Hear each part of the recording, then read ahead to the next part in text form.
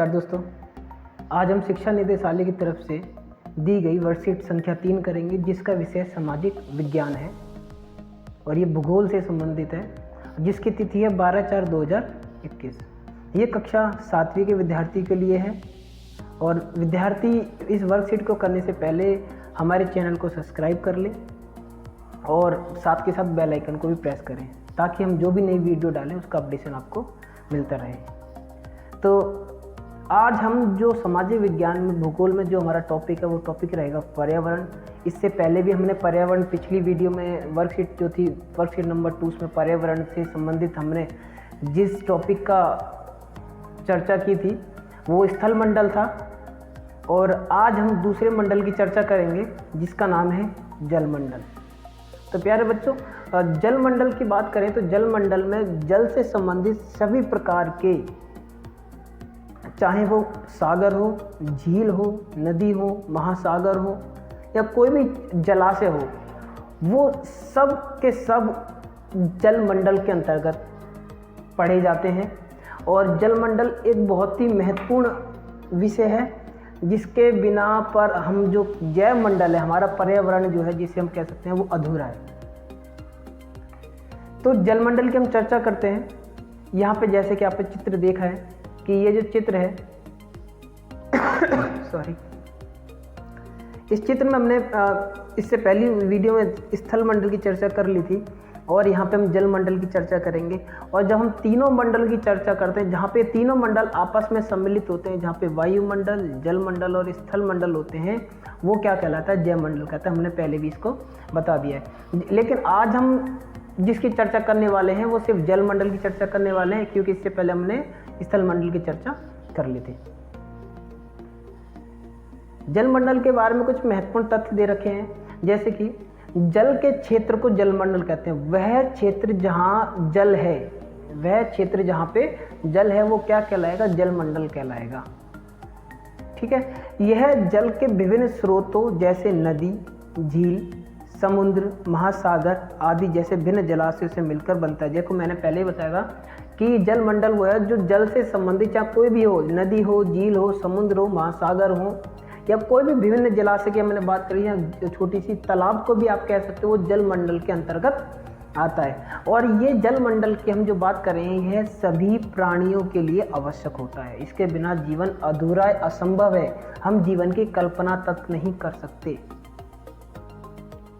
इसमें हम बात करते हैं कि पानी जो है, जल है, 3 अवस्थाओं में हमें मिलता है, प्राप्त होता है। सबसे पहला था ठोस। ठोस की हम बात करें तो यहाँ पे बर्फ़ की बात हो रही है, ठीक है, जिसे हम ग्लेशियर भी कह सकते हैं, ठीक है ना। ग्लेशियर आजकल जो तापमान वृद्धि के कारण ग्लोबलाइजेशन, ग्लोबल वार्मिंग जो हो रही है उसके कारण बर्फ़ जो पिघल रही है, इससे क्या हो रहा है कि जो जल का स्तर है वो बढ़ रहा है। और जल का स्तर बढ़ने से क्या होता है कि बाढ़ की स्थिति बन रही है, बाढ़ की स्थिति पैदा हो रही है। दूसरा ऑप्शन है 3 अवस्था में तरल पदार्थ, यानी कि जिसको हम पीते हैं लिक्विड फॉर्म में, ठीक है।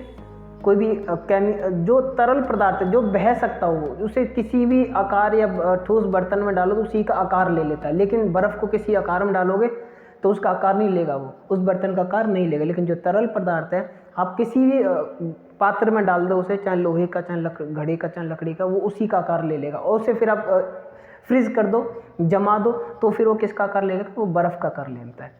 इसके बाद तीसरी जो अवस्था है वो गैस की अवस्था होती है। आप साइंस की बुक में उसमें ही पढ़ सकते हैं कि जो जल है वो 3 अवस्था में पाया जाता है, सॉलिड, लिक्विड और गैस। सॉलिड, लिक्विड, गैस 3 अवस्था होते हैं, जिसको इसका जो सटीक उदाहरण है वो जल ही है। एक तो बर्फ़ की अवस्था में रहता है, दूसरा तरल पदार्थ की अवस्था में, तीसरा होता है गैस की अवस्था में। गैस की अवस्था में कैसे कह सकते हैं कि जल जो है समुद्र से, झीलों से, नदियों से क्या होता है? वाष्पीकृत होता है। वो कैसे होता है? इसके पूरा साइकिल होता है कि क्या होता है, जैसे कि ये सूरज है, ये सूर्य है,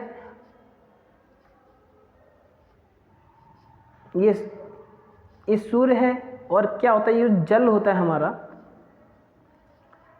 ये जल को वाष्पीकृत करता है धीरे धीरे, ठीक है। तो ये क्या है? गैस फॉर्म में जा रहा है। ये क्या जा रहा है? गैस है। तो इससे क्या है कि जो जल है वो वाष्पीकृत हो रहा है। वो क्या हो रहा है? वो वाष्पीकृत हो रहा है। और वाष्पीकृत होने का मतलब है कि जो जल है वो तीसरी अवस्था क्या, उसकी वाष्प है, एक गैस फॉर्म के अंदर है, ठीक है। आगे चलते हैं। आपको जो ये चित्र नज़र आ रहे होंगे इसमें कि ये सभी क्या है, ध्यान से पढ़िएगा और ध्यान से देखिएगा। ये निम्नलिखित जल स्रोतों की पहचान कीजिए। आपको इन जल स्रोतों की पहचान करनी है, बहुत आसान है।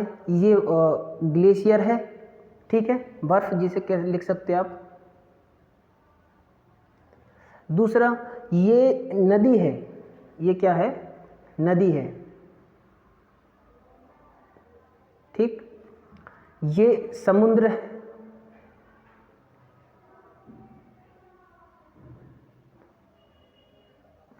ये झरना, ठीक है।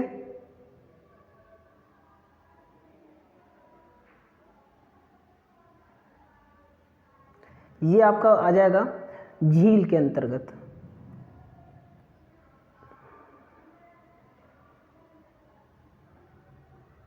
झील, और ये इसको भी आप ये कह सकते हो, एक कैनाल बोल सकते हो, ठीक है ना।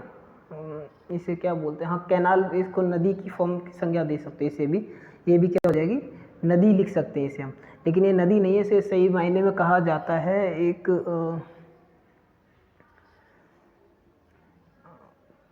नदी ही कह सकते हो आप, इसमें कोई जरूरत दो है नहीं कि नदी की फॉर्म है, क्योंकि ये नदी से जुड़ी हुई है। झील है, तालाब है, ठीक है।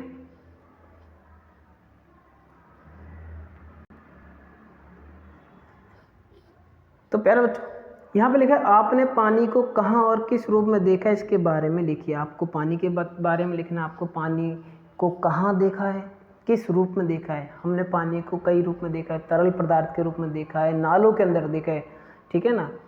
तो जो नाले हैं उसके फिर हमें बारे में लिख देना है कि गंदा नाला या नदी की बात, नदी देखी हमने, नदी के बारे में लिखा, सुंदर गंगा नदी है, सतलुज नदी है, ब्रह्मपुत्र, इन सारी नदियों के बारे में लिख देते हैं हम। और जो अगला प्रश्न है, क्या कहता है आपको, क्या आपको लगता है कि पानी सभी जीवों के लिए आवश्यक है, कारण लिखिए। हाँ जी, बिल्कुल आवश्यक है। क्यों? नंबर 1, जीवन असंभव है, पानी के बिना जीवन असंभव है।